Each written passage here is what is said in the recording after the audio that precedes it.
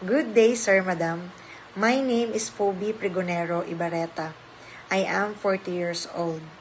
I am married and have 2 kids, a daughter, age 19, and a son, age 16. I have 2 different employers before here in the Philippines. First, I work as a babysitter and a nanny to a newborn baby. It includes bathing, feeding, and doing the laundry. Second, I work as a domestic helper. I do the cleaning, laundry, ironing, cooking, and going to the market. We are 3 helpers at home.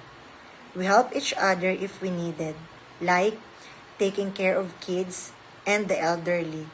So, we do some rotation. I also worked abroad before in Germany, but different field. But don't you worry, because I'm hardworking person and willing to learn. I follow instruction carefully and do the task properly. I love cooking and can learn new dishes.